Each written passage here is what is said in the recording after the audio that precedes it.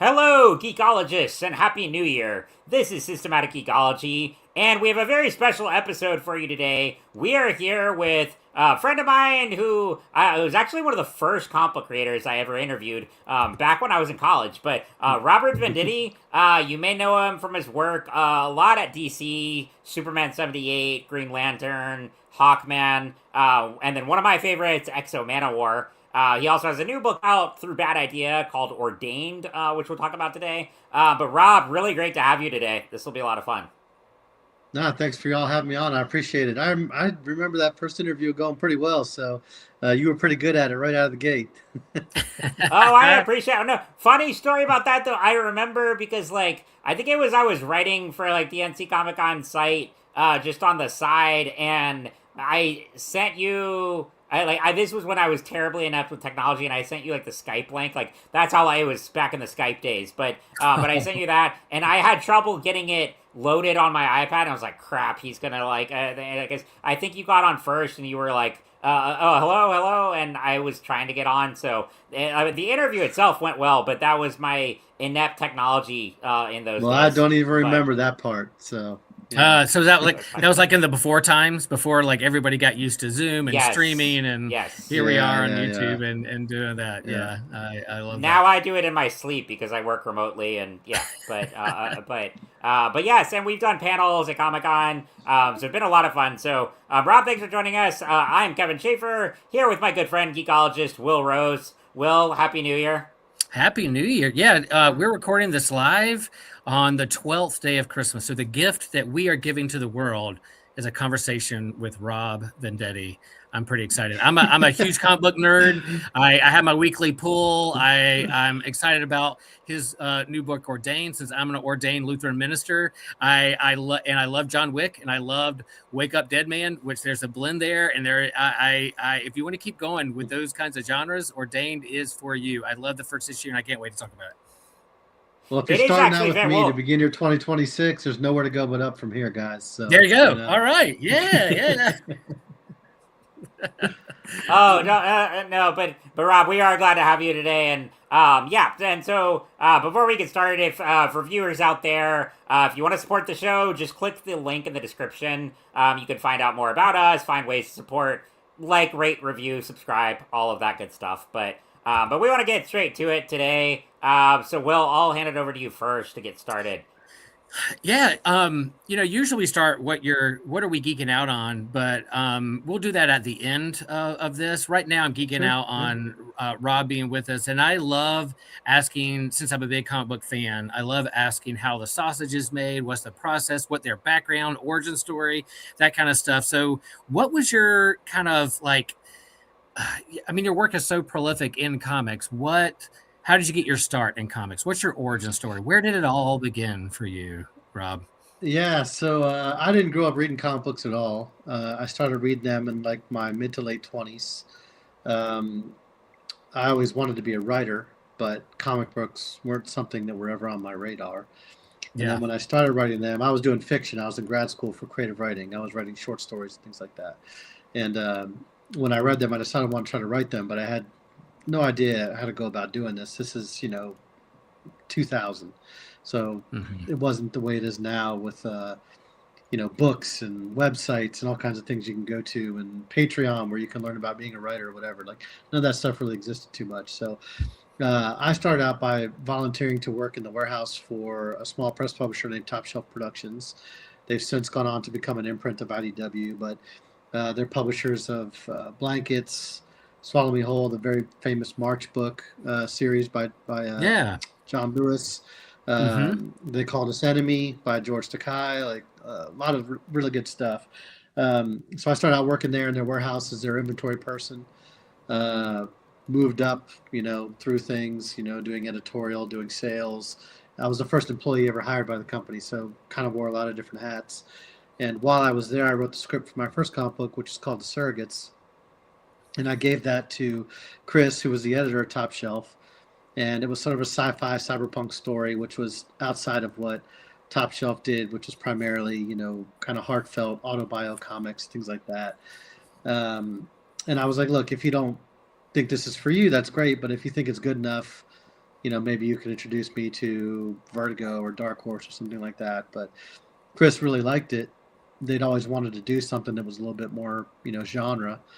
And so they asked if I wanted to publish it there, and I was very excited to do so because I had a great relationship with them, and I knew that it would be a really rare opportunity for my first book, especially to see it from the creator side and from the business side. Go through the whole ordering, and it's in the catalog, and all the way down to packing up books, my own book, and sending it to a retailer for them to sell.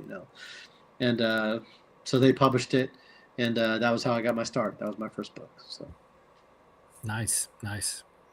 And Rob, on that note too, so the Surrogates is like, hey, it's a really good book, but it was actually also adapted into a big Hollywood movie. And so, what was the feeling of that like for? Because not only is it rare for a first book to actually go through a publisher. A lot of creators these days, they might self-publish something small, but you actually got a publisher, and then beyond that, it got a big screen adaptation. So, what was that feeling like?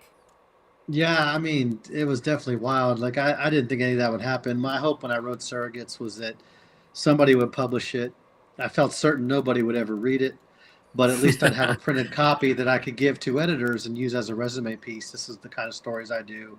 This is how I develop character. This is how I develop plot, and use that to get additional work. So I wasn't thinking this is going to be a movie, or I wasn't writing comics to make movies. I still don't.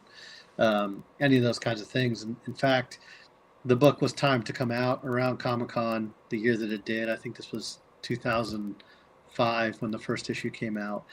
And I was out there in my capacity as being an employee for Top Shelf, setting up the booth, moving around pallets full of books and setting up the tables and putting all these stacks out of everybody's books. And this year, I'd done this for years, but this year mine happened to be one of the books.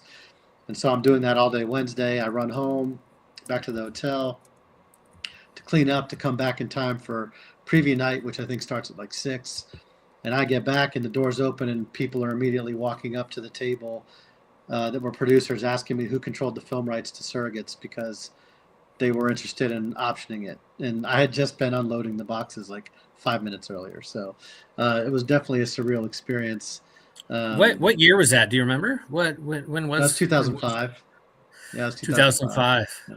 So yeah, I'm freezing up on my end. I don't know if you're seeing that on your end. The camera's freezing up as far as where I see it, but I'm going to roll with it until you guys tell me it's a problem. You're fine on my side. I don't know about you, Kevin. No, it's still coming in. You're good. Okay, so that was 2005, and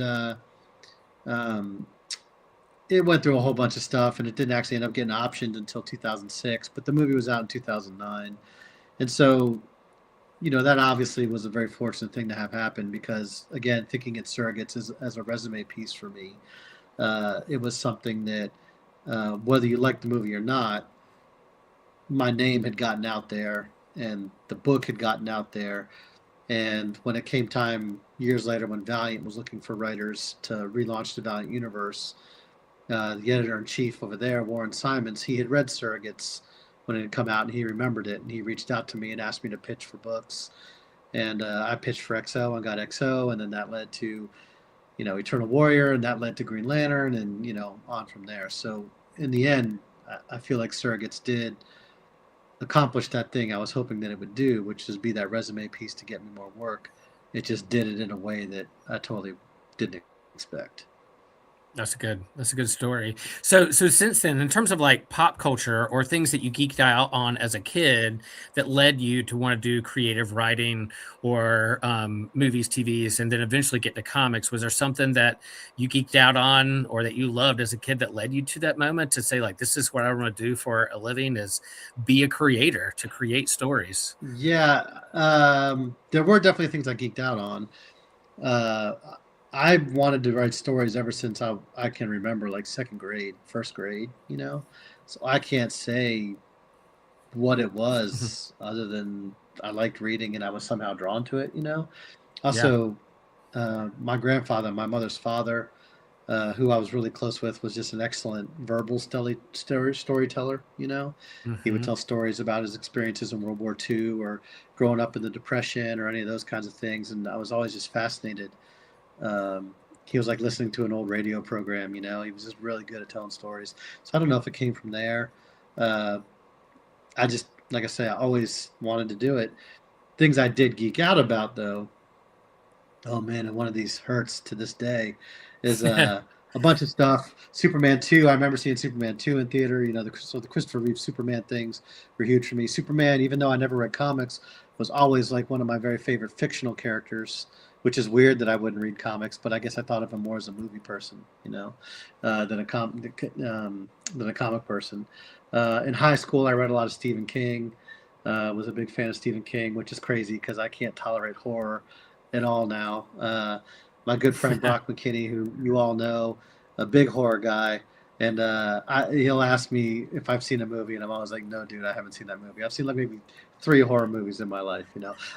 This drives him crazy to no end. I saw Alien 3, then Alien 4, then Alien 2, and then Aliens, because I had always heard that the original Alien was scary and I shouldn't see it. So I saw that one last. So when I saw Alien 3, I thought it was a perfectly fine movie.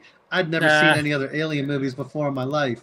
I'm like, this is great. They're in a prison. They're running around. This thing's trying to kill them. It wasn't until years later that I watched the other ones and I realized what Alien 3 was to the franchise. So you did like the reverse order. You did reverse order. I did, yeah. Yeah, that's good. Yeah. That's good. But thing I really geeked out about, I would say the biggest middle school, high school was Thundercats and Silverhawks. And I'm not a big licensed property. Like I don't really want to write Star Wars comics or Star Trek or whatever. But I always said the one thing I would love to do if it ever happened would be Thundercats or Silverhawks. And then of course Dynamite is doing it, and they went and got other writers, whatnot. So I missed my chance. But right. That was always the thing that I really wanted to do. Yeah. Well, you did Hawkman, so you kind of got like, you got some kind of Hawk version. A little bit. Yeah. Fun. Hey, Rob, speaking of horror, I have to say, as a side note here, I'm sitting here with 2 of the stars of the horror movie Repchild, because if I don't know, Will has a cameo at the very beginning of the movie, Rob has a cameo at the very end. So, that's right. Speaking of Brock McKinney, you put your staple on the horror. I think they just photoshopped me in there. Yeah. That's funny. I didn't know we were in the same movie, Rob. That's kind of fun. Yes, yeah. My wife and I are the stars. opening scene in the bar scene when the first Scream Queen comes in, and our direction was, you're having drinks, she's being obnoxious, give her the stink eye, and I'm like, oh, we can do that. And so Brockton lingered on us for like an extra second. So I was very happy that I'll start my IMDb. I'm surprised we didn't bump into each other at craft services or something. That's right. Fun. I love it. And Rob, going back, so I know this story about how influential Superman 2 was for you, but going back to that, like, can you talk about how that movie specifically then, came full circle years later with Superman 78? Yeah, so it's sort of the big joke about me. I went on to work at Valiant, and then I did a lot of stuff for DC for years. Green Lantern, Flash, Justice League, Hawkman, a bunch of stuff. But the thing that was always kind of the joke about me was whenever somebody would ask me to pitch for a character, I knew nothing about that character. So like when they asked me to pitch on Green Lantern, I was like, I guess he's green and there's a lantern, but I'm not sure what the lantern does. I knew like the visual of Green Lantern from Super Friends or something, but I didn't know, having never read comics. But the one thing, and that ended up being, I think, an asset to me, because for better or for worse, the way I always say is you can't fake stupid. Like if I had always read Green Lantern, when they asked me to pitch for Green Lantern, I wouldn't be able to give it maybe a fresh take, because I couldn't pretend I hadn't read all that stuff and already knew it. So all these things I pitch for from when they asked me to pitch at Valiant, I was like, man, not only have I never heard of those characters, I've never heard of Valiant. I don't even know what that is, because Valiant had come and gone before I started reading comics. But the one thing that everybody knew that I loved was Christopher Reeve Superman.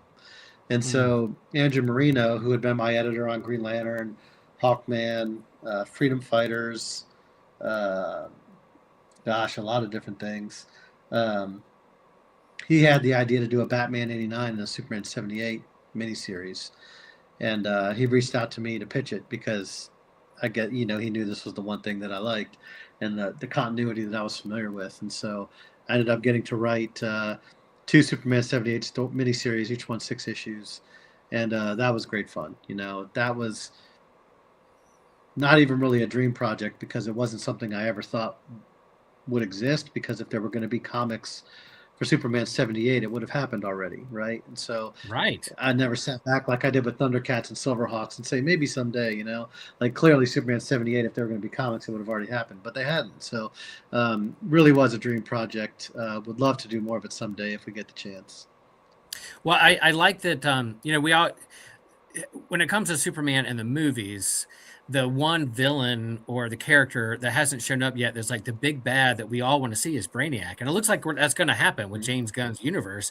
But you got to do that. You got to do that in the what a Superman 3 would have been great with Brainiac. And then you get did you know anything about Brainiac or have to do any research, or they give you at that point because, I'd been operating in the DC universe for a really long time. And so I would read, they send you every issue that they publish every month. And so I would read them. So I'm up on what's happening in other books and elsewhere in the universe and things. So by that point, I had read some Brainiac stories, late New 52 forward was basically my DC knowledge, So I understood the basic mechanics of Brainiac. But the nice thing about the Superman 78 continuity is you can kind of take those basic things and then do with them what you want a little bit, in the same way they did with Lex Luthor and all those things. I wasn't writing the DC Universe version of Brainiac. I was writing what the version of Brainiac might have been had Donner and Puzo, done Brainiac. And so it was filtering it through that lens, that version of Lois Lane, that version of Lex Luthor, that version of Superman, that version of Jimmy Olsen, those kinds of things. And it was great fun to do. And, that book we worked, the artist on that book was Wilfredo Torres, who's an amazing talent. It was his genius to sort of cast Brainiac as David Bowie, which is amazing. I'm a huge David Bowie fan. It never occurred to me until he did it. And I was just like, oh man, what a great choice. You could totally see that. And so, yeah, one of the books I'm definitely proudest of in my career. I feel like I could hand it to anybody. And it's got a lot of heart. Thematically, it's about a lot of the things that I like to have in my stories, and so really, really happy. Yeah, you should be. It's a great book, and love getting it and reading it. And it's I think one of the first movies I saw with my family in the theater was Star Wars, but also Superman. That first one, and then we couldn't wait for that sequel. And then we see them kind of like. We have Zod and the whole family like powered up and seeing Superman at his best, not holding back with the superpowers, was really a lot of fun. Then to see that continued in your book as an older comic book reader just took me right back to that movie, but also captured, I think, who Superman is and how Christopher Reeves portrayed Superman to be in your comic. So yeah, you should I remember seeing Superman. I don't remember seeing the first Superman movie. I was too young. I'm sure I did. I remember seeing American Graffiti for some reason, and I think that's older than Superman 78. Yeah, it is. Yeah. But I remember falling asleep during American Graffiti. But I do remember seeing Superman 2, and it was a very formative moment in my life in terms of story. And I was just at the right age when I watched it that I thought Superman was real, and he came out of the particle chamber and he had lost his powers. I didn't know what the world was going to do anymore. And then he crushes Zod's hand, and the score takes off, and Superman had this. People always say Superman's a Boy Scout, and it's not realistic that somebody would do the right thing because it's the right thing to do. And I find that to be such a cynical view of the world. Like, I don't see the world that way. I think we're all inherently good people. Not every single human being, but I think we're inherently good, not inherently bad. And I think the most of us try to do the right thing, and we don't always succeed. But when we don't, we hopefully use that experience to learn to be better. And so in Superman, I always saw a character who could do anything he wanted, and he chooses to do the right thing. And I always found that to be very inspiring and a great way to look at the world. And not really so much that I modeled myself after that, as I saw in that a way that I wanted the world to be, like something that I was already feeling inside, but you don't really see so much in our entertainment, but it existed there, Yeah. And I think if you go and you read my stories, whatever those stories are, they always kind of have that theme, this idea that people are inherently good. We never run out of second chances. We can always be better up until the time we die. And no matter who we are, there's always a chance for us, And whether it's Green Lantern or Flash or Superman or Hawkman or um, even something that seems more gritty and crime like Ordained or something like that, those themes run throughout, I would say, pretty much everything that I've ever done, So And that's why I really like this newest Superman movie that Gunn did. I don't know what are your creating Superman, writing Superman, and then going to see that movie, or I'm assuming you've seen it. Like what are your thoughts of the newest? You haven't seen it. You haven't seen it. No, I Oh, haven't seen it yet. are you doing that because I'll be honest, I'm a little nervous to go see it. Okay, I hear you. I will. I hear you. I'll watch it eventually, but it's one of those things where like, I have to be in the right mindset to watch it. Because I want to do it service, like what's another example? Like if I was going to watch Saving Private Ryan, I need to be in the right mindset to watch Saving Private Ryan. I'm not just going to walk in and out of the room and watch Saving Private Ryan, right? I want to give it the attention it deserves. And Superman being such a personal character to me, I could watch a Justice League movie or a Flash movie or a Batman movie or whatever, and I could walk in and out of the room and I don't care. But if it's Superman, like I want to make sure that I'm really there and I'm present for it. And I just haven't carved out the time, I feel like, to be able to do that, But I've heard good things about it, And also that's the whole thing of like what you grew up with. Like I can't imagine whatever anybody does is going to be the same as Christopher Reeve Superman to me because of all the reasons I just said. The age when I saw it, how formative it was for me. Like just nothing's going to supplant that, right? And so I just haven't gotten around to it yet, but I will. Super fair. The trailer I loved, and I like James Gunn's work, so I was there all in and loved it. But someone not that long ago, and I've shared this before, someone said, "What's the last movie you cried at?" And I was like, "Oh, that Superdog movie." They were like, "What?" I was like, "Oh, the movie about crypto." Oh, and Superman happened to be there, but crypto. So I'm a huge dog lover, and I loved how crypto was, and I love that movie. So I know Kevin and I both recommend it, and I'm looking forward to Supergirl coming up and what they'll do next in the DC universe with James Gunn. But yeah, that's fair. I can imagine writing and creating Superman, and then turn around and be like, I got my stories, I got my love. I'll hold off and wait till the right moment. So that's fair. Yeah, and sometimes too, it feels a little bit like work. Like I haven't seen a Marvel movie or TV show since Endgame. I guess the last DC thing I saw was probably Justice League, I think. Yeah. I haven't watched the TV shows or anything like that because it's like it's hard. Yeah. First of all, when you're a writer, it's hard to watch anything. Like I can watch documentaries all day long. I can watch sports all day long because I'm not sort of reflexively guessing what the plot turns are going to be, and here's the second act. Yeah. There's the big reveal and whatever. You see a lot of things coming down the track, and the way that I'm sure a cop, when they watch a cop TV show, it's like they can't just separate themselves and be entertained by it.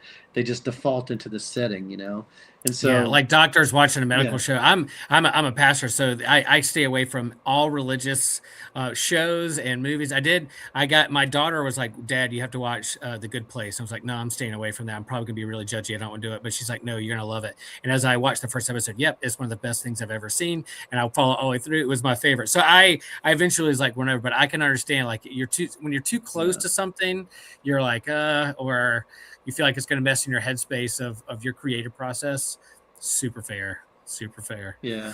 So I was going to say, because sure, I was going to say, I'm really curious to see when we get to the end, what your geeking out will be, because we've talked about that before, how like a lot of comic creators like don't really watch. I mean, some do, but not all watch like the superhero movies and stuff like that for entertainment because you're living in this world 9 to 5 every day. But Rob,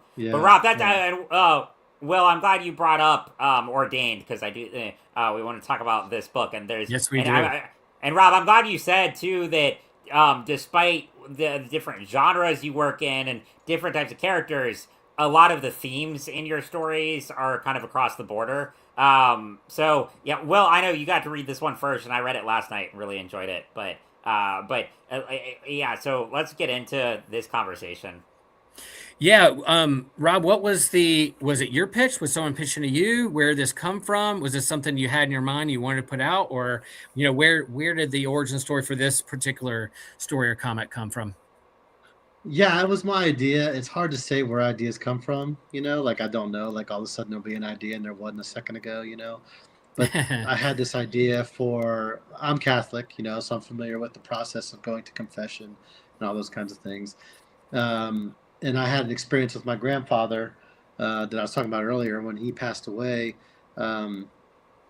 he was actually in the hospital. He was very, very sick, and he was in Florida and I was in Atlanta. And my mom calls me and is like, you need to come down and say goodbye. So my wife drives me pretty much overnight to get down there and get to the hospital and to see him. And by the time I get there, he's like perfectly healthy. And the doctor is like, we don't know what happened. Like we didn't think he was going to survive the night. And now we're going to send him home on like Thursday. And I'm talking to my grandfather and he's laughing and whatever. And, I talked to him and I got in the car and I went back home, And so, Yeah. I guess those kinds of things just kind of crashed together in my head in some way. And I had the idea for this story of, what if there's a priest who goes to a hospital to deliver last rites to a patient at a patient's request? He goes in, ends up finding out through the confession that the patient is an Irish mobster and confesses all of the stuff he's done up to and including murder. Because he's on his deathbed and he's completely repentant. He's crying and he's scared because he's dying. And the priest goes through his confession, absolves him of his sins. And then overnight, gangster makes a miraculous recovery. He's no longer going to die. But now he has to kill the priest that he confessed all the crimes to, And that was kind of the genesis of the original idea, kind of tying in with some of those themes, which are expressed very openly. And, in the first issue of the series, it's never too late for us until we die. We always have a chance to be better people. We can always turn the corner and do better.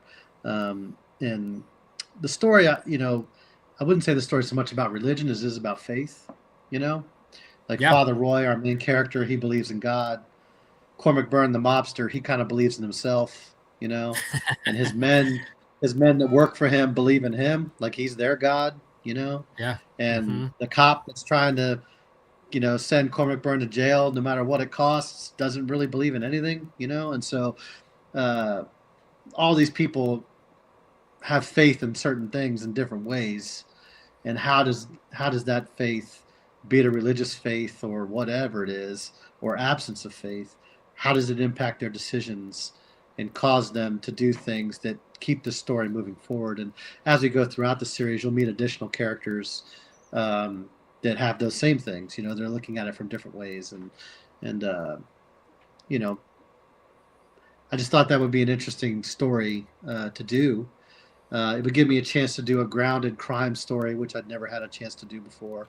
I'm always looking to work in genres that I haven't worked in before, and then we added the extra element.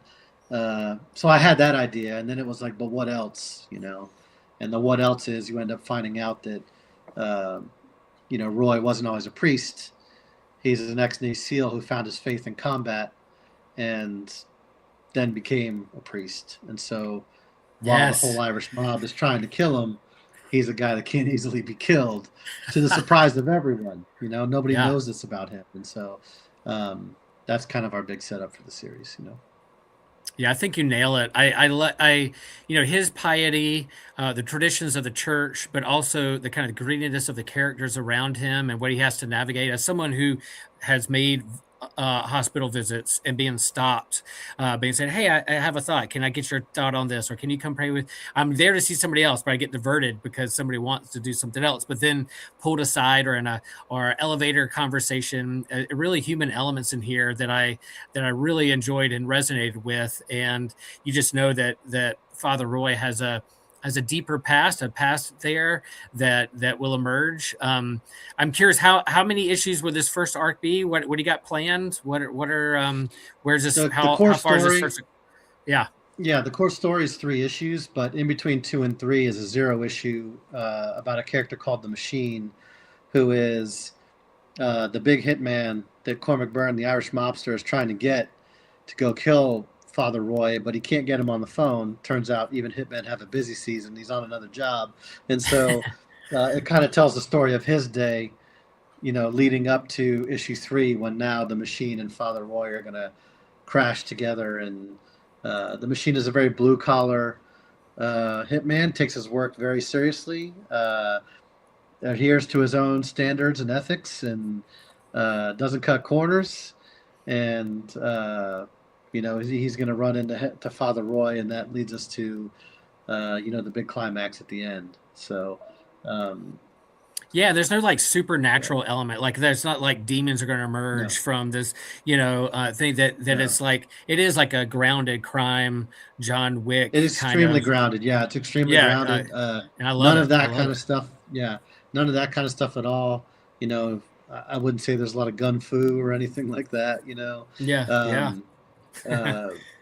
Wanted to keep it really grounded in that way because, again, I haven't had a chance. I write Green Lantern and Superman and X-Men and whatever, and even the other books I do for Bad Idea, Planet Death is this, World War II space story, and so, tend to do things that aren't grounded like that. And I love those kinds of stories, in terms of television, I love things like NYPD Blue, right? Or in terms of comics, when I very first started reading comics, Gotham Central was one of the books on the stands. And it's one of my favorite things I've ever read, And so really, really love those kind of really grounded stories, but just hadn't had an opportunity to do them too much. And so saw this as an opportunity to do that. And so when I pitched the idea to Bad Idea, they were really excited about it.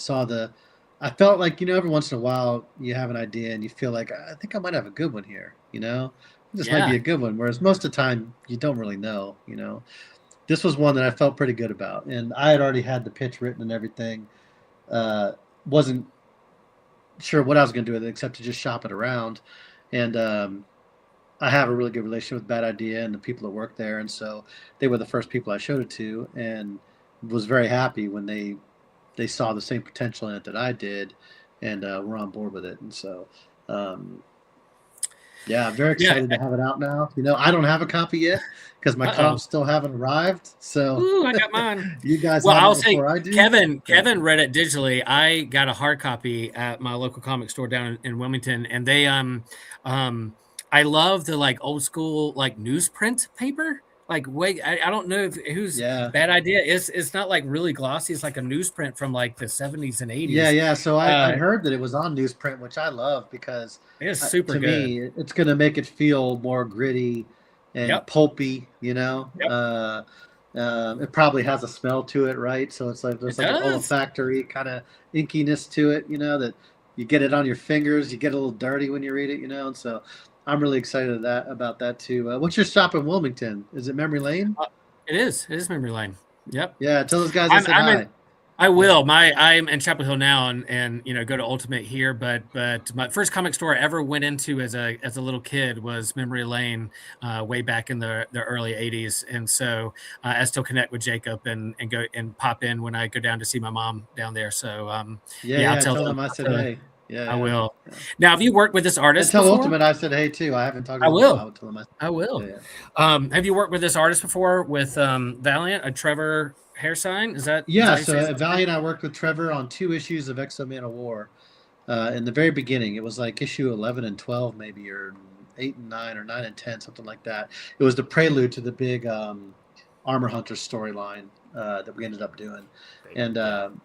So I had worked with him, and he's somebody I'd always wanted to get back to. And his style is so great for the story because he's very heavy with the inks, and you get that all those blacks on the page, give you that grittiness and that crime, that noir feel, but also doubly so when your main character is a priest and wears a black outfit with a white, just a pop of white the whole time, And so was really, really excited to work with Trevor, and he's already finished with issue 2. He's already drawn the Zero issue with the Machine, and so a lot of really good stuff coming up, and it's nice because Trevor, he's very good with action, but he's also really good at conveying the conversations, and those are the moments that are really the most important to the book. When Father Roy is talking with Cormac Byrne on his deathbed, and you see the emotion in his face, or when he's riding in the elevator with the police officer and they have their conversation. And there's a scene in the second issue where Father Roy is riding in a car with a police officer, and they have a discussion, and just really love those things. And there's elements that he did. I don't have the comic, or I'd hold it up, so maybe Will, you can. But like if you look at one of the early pages, I think it's page 2. There's a big image of Father, maybe page 3. He's leaving the church, and the church is very big in the background. And Father Roy, yeah, they're right there, right? So the Father Roy is carrying his sacramental bag right now. He knows he's on the way to the hospital to give last rites, and so what's inside that bag are essentially all the elements that you would see if you went to a Catholic church on the altar when you do communion. It has the host in it. It has candles. It has a crucifix. All these things, and that's what he takes to go do last rites on the road. And if you look at the way that Trevor drew that, where he's holding on to the strap of the bag, it's like, is he holding on to the strap of the bag because he's protecting the contents of the bag, or is he holding on to the strap of the bag because he feels like the contents are protecting him? And it's like a security blanket, It's like elements like that he does to the art that I don't write that in the script, That's Trevor bringing his own sensibilities to it, and really the end result ends up being something much more affecting than just words in a Word doc, So, And Rob, one of the cool things about this book is I actually discovered it not on a comics website, but reading Hollywood Reporter. And this is when I reached out to you because I was just reading this article and saw a headline about a Bad Idea comic being adapted, and I was like, oh, that's cool. And then it says, new book from Robert Venditti. I was like, wait, I know that guy. But this is a really cool thing because the comic is being made in conjunction with the movie version, which Derek Kolstad, who you've collaborated with before, is spearheading. He's one of the creators of the John Wick franchise. So can you talk about that aspect, how, it's a great comic, and also, it's being paired with the cinematic element as well? Yeah, so, Derek Kolstad, he's creator of John Wick, screenwriter for, I can't remember which films, but I think the first 3. But the character John Wick is actually named after his grandfather. His grandfather's name is John Wick. Awesome. I was working with him on Planet Death, which is the sci-fi World War II type story that we're doing for Bad Idea. I was co-writing that with him, and so I'd gotten to know him. And Ordained was already completely written and was in the process of being drawn. And Bad Idea, was like, hey, would you want to take a look at this? We're putting it out probably sometime next year, but we think he'd be a good fit for it. And he read it and he loved it. He read the script and absolutely loved it. And so decided that he wanted to adapt it, which is just such a huge compliment. Derek's sensibilities are so good. He's such a strong writer. I remember watching John Wick and just being absolutely blown away by the mythology that he was able to create and the sense of world building, and so much of it was genius. It's one of those things you watch as a writer and you're like, man, I wish I'd thought of that stuff, like the guys who come in and clean up after you kill them, and they got little squeegees and they're just like house cleaners, but they're cleaning up dead bodies, and all these little things, the gold coins and all that stuff, the hotel that you're not allowed to kill anybody in, it's their only safe place. And so absolutely loved all that stuff. And so when he said he wanted to come aboard, such a huge compliment, and then from there, he put together his, his treatment based off the comic and what we'd done in the comic. And, Bad Idea showed that to Colin Farrell, and was, I think, the first actor we showed it to. And Colin Farrell was very excited and has come on board to star as Father Roy. And what? So, it's rad. moving. That's super rad. Moving forward at a pretty good pace, and these things are very complicated. A lot of things that have to happen for them to come together and ultimately get to the screen. I know that from experience with the surrogates, but sure. We definitely have started out with top people for this type of story that we're telling, and they seem to be very enthusiastic about it. And so it's a good place to be this early in the game. I hope he keeps his Irish accent. I hope they lean into his Catholic Irish Catholic. We'll see. Yeah, those things happen above my pay grade. I know. But yeah, we'll see what happens. Yeah. Fun.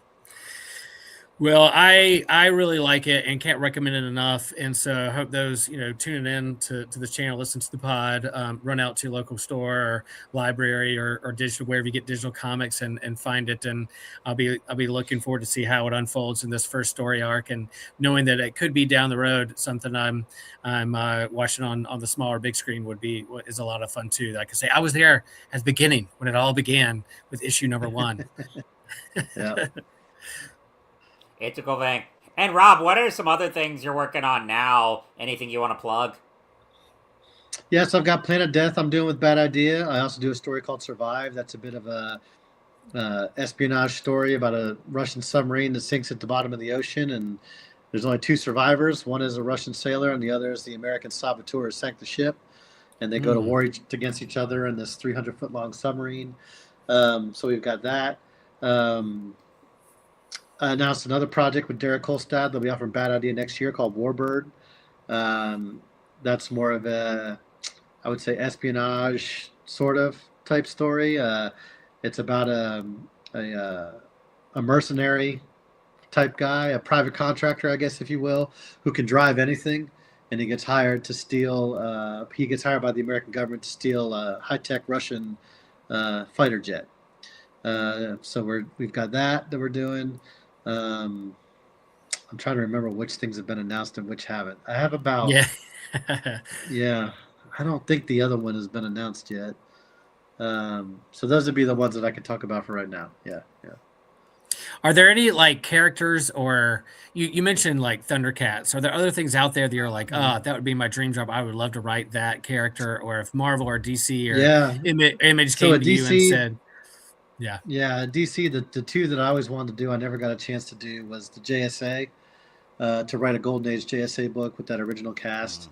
And you can see that I try to squeeze them in whenever I can. Yeah.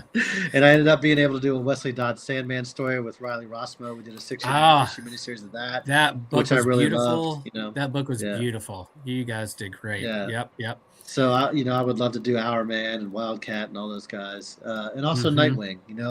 I'm not a Batman person at all. Like I don't, Batman is too dark and too negative for. I'm a Superman guy, not a Batman guy, right? But I like Nightwing. I think Nightwing is kind of like the Clark Kent of the Bat family, So absolutely I would like to write Nightwing. At Marvel, I've always wanted to write Cap. And then what was the one somebody said to me the other day? Oh, the Fantastic Four. I watched the Fantastic Four film, the most recent one with Pedro Pascal and all that. And I was like, oh, this is cool. I think I could write this as a comic. I could write these characters, the whole idea of family and all those kinds of things, And so I guess those would be the ones from those sort of mainstream universes. Cool. Well, we'll keep plugging your work and tooting your horn and promoting Ordained as well. And maybe after that first arc is done, coming back on and once it's said and done, or get ready for it. If there's any more development with movie and stuff, we'll have you back on to kind of promote and do that kind of stuff too. That would be fun. Yeah, I appreciate it. Whatever you guys need. Always happy to talk to y'all. So. Thanks. All right. So, Kevin, as wrap up here, what are we geeking out on? We are the priests of the geeks. We are geekologists. We there's plenty of things to geek out on. Here we are, 2026. No shortage of things to geek out on, whether it's crime or mystery or superhero stuff. Kevin, I'll let you go first so Rob can think about it. But what other than Stranger Things, because I know you're going to say Stranger Things. Yeah, of course. Yeah. Other, because we know that's a given. That's a given. Sure. What else out there is? Yeah, no, it was fun. I actually got to see the finale, well, at home first, but then in theaters on New Year's Day. That was a lot of fun. We'll do our full breakdown of that later. But I've been going back to Something is Killing the Children, which is a book I really liked by James Tynion. And I'm never going to pronounce his name right, so I won't really try there. But also kind of in the vein of Stranger Things. It's a really good horror comic that has that kind of like the missing kids feel, monsters that only kids can see. I love the art, so I'm going back to that from the beginning. Is that pitched to be like a TV or movie as well? They're working Because I on. know the They're first working on it. issue Yep. is skyrocketing on eBay, Yes. Yes. and which I have the first issue. I was like, I think I have that, and it's like Yes. $400-$500 Oh yeah. comic. Yeah. I have them all in trades, but yeah, they are developing it as a series. Like Rob was talking about, I mean, of course, it takes a lot to like actually get it to, but I believe it might be Netflix is working on that. Okay. I think I read about it, but it would be a great series if they. I mean, they certainly need a good Stranger Things replacement, so it would make sense. It would. It would. Cool. I like it. Rob, what are you geeking out on these days? Oh man, well, college basketball season just started, so I'm heavy into that. I watch college What's your basketball team? pretty much What's your team? nonstop. I What's your team? graduated from University of Florida, so University of Florida is my team, current reigning champions. Yes, you are. You had a And good my year second last year. team, yeah, my second team is Providence College because all my family Okay. is originally from Providence, Rhode Island. I used to spend my summers up there when I was a kid. The very Nice. first NCAA tournament I ever watched was the year Providence College went to the Final Four, and so Nice. big Providence College fan too. So those. I'm reading Cormac McCarthy right now. I don't know how geeky that is. Hey, no, that's but I'm which reading Cormac one? McCarthy. I'm reading Blood Meridian, which I'd never read. Good. Yeah. Yeah, it's fascinating. It's like every single sentence in the book is better than anything I'll ever write in my life. It's crazy how he does it. Pretty brilliant. Nice. So I'm reading that. What am I watching on TV right now? I read David Milch's book recently. He wrote a book a few years ago. David Milch was the creator of NYPD Blue, Deadwood, Cool. a couple other TV series. And so I read his book. It's kind of about his life, but also a bit about writing. And then when that was over, I rewatched all of Deadwood. Just finished that last week. Fun. I Nice. guess that's kind of what I've been into lately. Yeah. Nice. Yeah. I'm liking what I'm geeking out on what DC's doing with DC KO. I'm loving the tie-ins. I'm loving that event is fun. Loved, we had fun with Stranger Things, but a show that Cindy and I discovered is A Man on the Inside, which is Ted Danson as a retiree widow who is a turned amateur private investigator. It's Michael Schur, who's the same dude who did Parks and Rec and The Good Place. And as I was watching it, like the cut shots, the editing, the music, and just how much I love every single character on the show, I'm like, I think this is Mike Schur, because this is like a spitting image of The Good Place. And sure enough, that's what it is. And we just finished season 2 last night, and it really is charming. It's good. It's fun. I was like, all right, I got to watch another. I want to see who did it. It's a really low stake mystery without all the after watching Wake Up Dead Man and all those kinds of things. I'm like, okay, what's going on? And then this was good. So I highly recommend A Man on the Inside. Go check it out. It's an Nice. easy watch. It's a fun watch. Yeah. Cool. Well, that was fun, Rob. Thanks for being great. here. Yeah. And I'll let Kevin do some plugs and sign us off here. He's the best at it.